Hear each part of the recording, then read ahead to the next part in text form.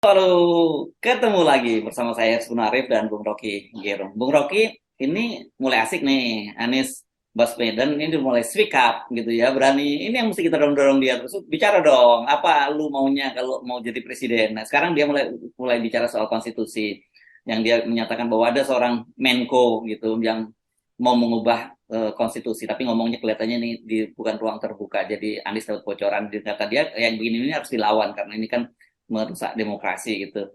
Dan kalau Menko kan meskipun dia ditanya wartawan siapa Menko, ya tadi kan sudah saya sampaikan kita gampang lah nebaknya Menko itu siapa, kan cuma empat ya Bung Rocky Menko itu ya.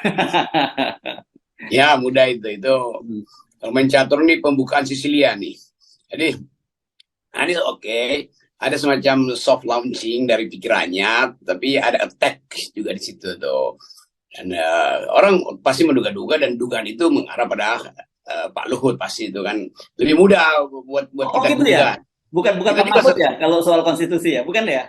ya, kita juga menduga aja sebetulnya Oke. karena ritmenya kan dari awal begitu soal 3 periode, soal big data segala macam tuh. Ya. Tapi ini kan pernyataan politik dan tentu di belakangnya ada konteksnya. Apa konteksnya? Anies mengucapkan mengubah konstitusi itu. Tentu kata kusuk di bawah di istana semua kita dengar soal semacam itu. Dan mau kita yakinkan bahwa konteksnya pasti soal penundaan itu yang Ya. terus-menerus diselenggarakan, diupayakan oleh istana.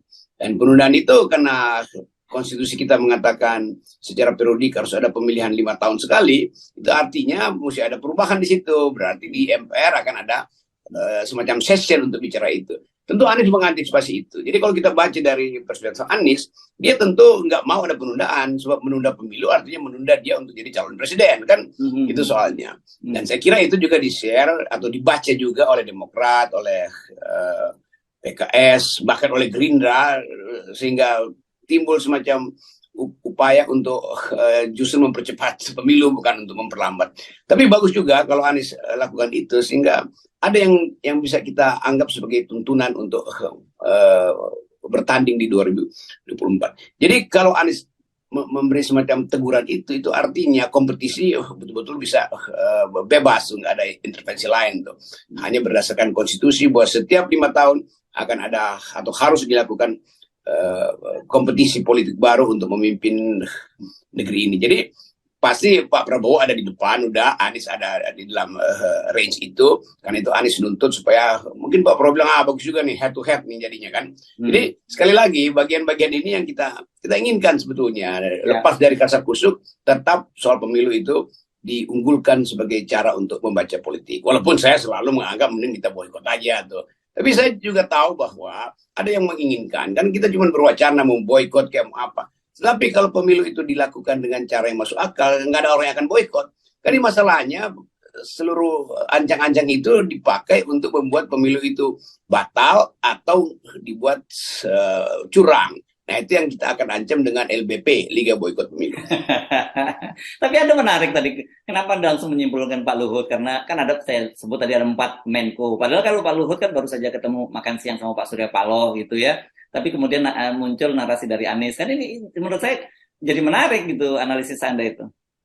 Ya kalau dari Pak Erlangga ya apa poinnya tuh, terlalu lemah lah Erlangga untuk memikirkan itu. Demikian juga Pak Mahfud, demikian juga Muhajir, satu lagi Pak Muhajir. Pak Muhajir kan itu memang portofolio mereka adalah Menko. Tapi Menko yang plus hanya Pak Luhut. Jadi kalau Anies ucapkan itu ya pasti terarah pada Pak Luhut yang adalah proksinya Pak Jokowi, kan gampang itu baca itu. Jadi kita lengkapkan aja bahwa yang dimaksud Anies adalah Pak Luhut. Gampang. Tapi sebenarnya justru kita dorong ya wacana demokrasi semacam ini, nggak usah, jangan main belakang lah gitu ya. Kita ngomong di depan, kita terbuka, kemudian adu gagasan. Tapi kalau soal konstitusi saya kira sebenarnya ya itu udah final kan gitu. Oh boleh kita mewacanakan itu nanti setelah misalnya pemilihan presiden. Kalau kemudian itu diwacanakan sebelum pemilihan presiden, itu kan pasti ada niat-niat jahat di situ. Nah itu poinnya. Semua perubahan itu harus menguntungkan yang akan datang, bukan yang sekarang. Itu prinsip di dalam perubahan undang-undang bahkan apalagi konstitusi. Tidak boleh mengubah konstitusi hanya untuk kepentingan di existing power, buat keuntungan petahana. Nah itu curangnya di situ. Oke, jadi ini jelas kalau perubahan-perubahan sekarang ini untuk petahana lah, untuk kepentingan itu, dan itu yang tidak boleh terjadi karena itu jelas yang kita sebut sebagai akal bulus gitu ya, atau bahkan niat jahat di situ. Ya, di seluruh dunia semua orang ingin merubah konstitusi, tetapi perubahan konstitusi harus menguntungkan yang di depan. Itu prinsip dasarnya tuh. Jadi kalau sekarang kalau ada Menko yang ingin mengubah konstitusi, demi siapa tuh? Ya tentu demi yang petahana sekarang. Jadi orang mulai menganalisis berarti memang petahana atau Pak Jokowi gampangnya tuh belum siap untuk lengser. Kira-kira itu gampangnya kan. Jadi kalau udah siap untuk lengser, apalagi udah punya calon yang bisa di endorse untuk menjamin siklus hidup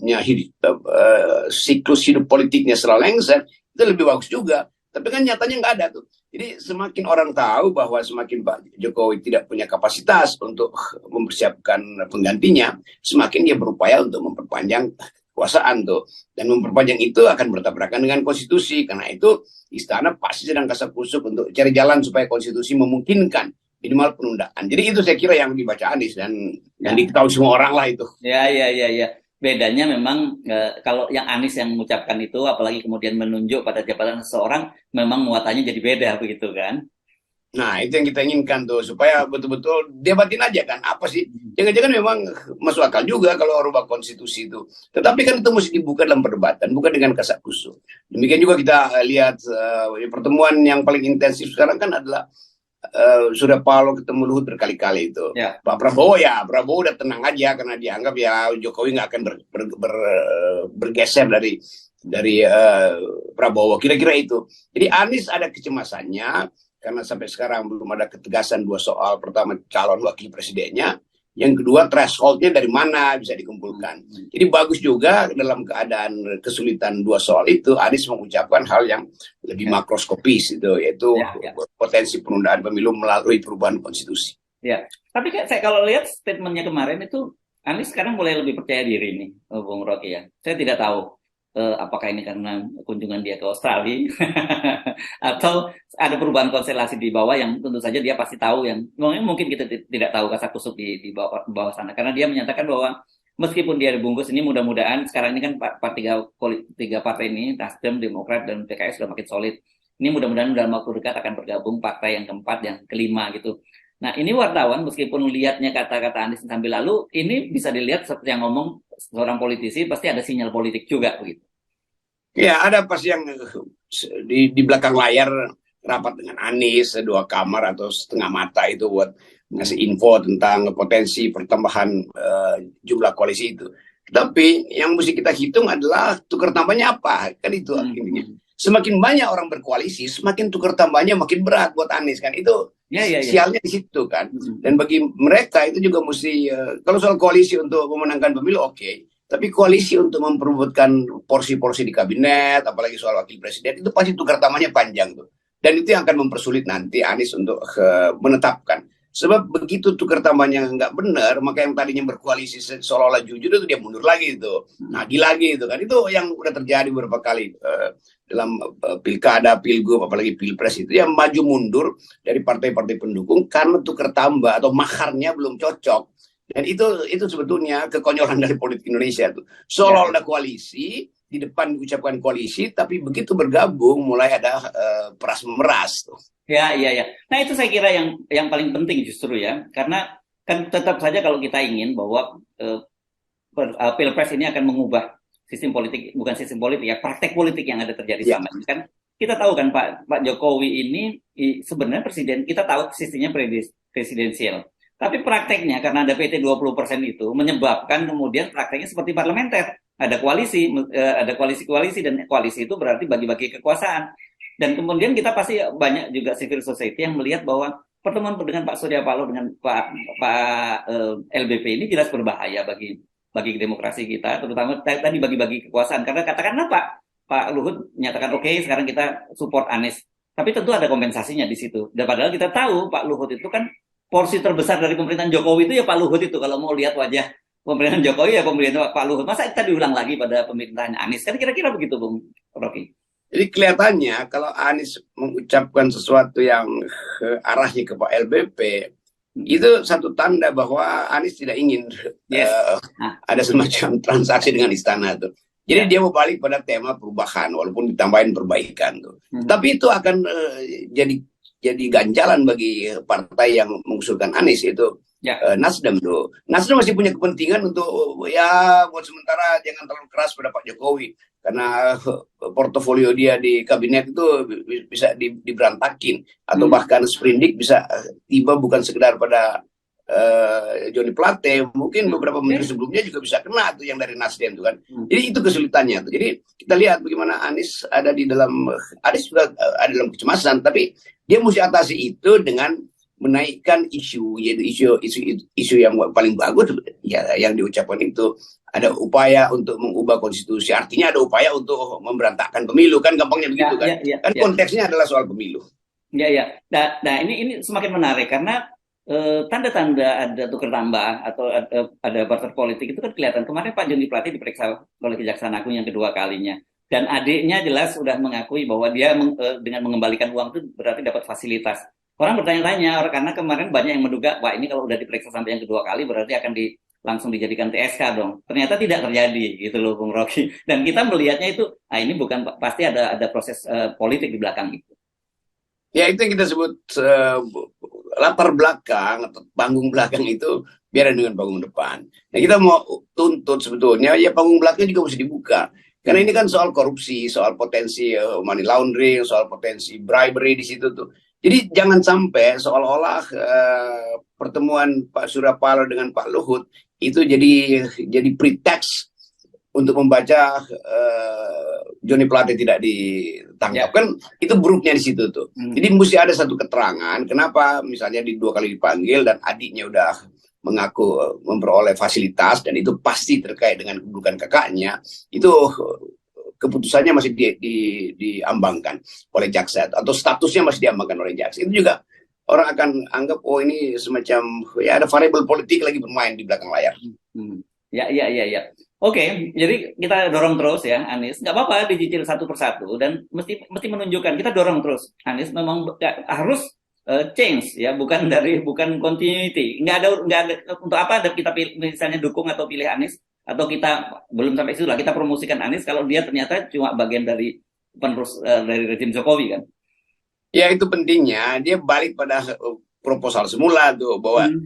kedudukan Anies adalah antitesis pada Jokowi. Kalau itu tidak bisa dia maksimalkan atau bahkan dia siksa, ya kita kurangi atau kita hentikan dukungan. Kan hanya itu kan pilihannya kan. Jadi kalau misalnya di ujungnya kemudian Anies ya bersilat lidah lagi, itu artinya memang dia apa namanya mau siksa aja tuh. Dan Hmm. orang yang siksa nggak bisa dianggap sebagai pemimpin yang otentik. Jadi kita akan tetap kasih kritik, kita dorong Anies untuk bertanding, dorong Pak Prabowo, dorong Ganjar, tetapi di ujung kita akan evaluasi siapa yang masih siksa sebetulnya. Mereka Ya, yang dari awal mendukung Jokowi justru kalau lebih tegas dia lebih jujur kan. Jadi sebetulnya lebih baik mau dukung atau mau anti Jokowi kan lebih gampang begitu kan. ya, Kalau ya, di ya, ya. tengah-tengah ya mending nggak usah tuh. Ya, ya. Jadi kalau minjem bahasanya Bus, either with us or either with Jokowi. Ya itu kira-kira tuh. Ya, supaya aman kita pakai bahasanya bus tuh. Bahasanya Bus. Enggak, ini kita membahasakan para relawan yang mendukung Anies. Nah, kira-kira harus cara berpikirnya kan begitu ya. Ya, mesti relawan yang lebih dahulu menuntut Anies itu. Anda mau apa sih? Kita Hmm. rela apa? Rela di tengah-tengah? Enggak, kita rela Anda berseberangan dengan Jokowi sehingga Pak Prabowo jelas posisinya adalah mendukung Pak Jokowi itu. Buat di belakang dua tesis itu ada nego-nego itu urusan lain. Tetapi dari awal mesti diberitahu. Kalau Anies bilang ya perubahan tapi ada perbaikan, itu artinya kan separuh mendukung Jokowi juga tuh. Jadi orang merasa kok Anda ragu-ragu ya buat jadi oposisi, ragu-ragu ya buat bikin antitesis. Berarti ragu-ragu buat memimpin dengan cara yang baru dong. Kira-kira Ya. begitu. Yes, oke. Dan itu semua kembali benar-benar ini makin apa ya? Makin relevan banget kita bicara tentang Iya, dari terusnya. awal ini. Oke, thank you, Bung Rocky.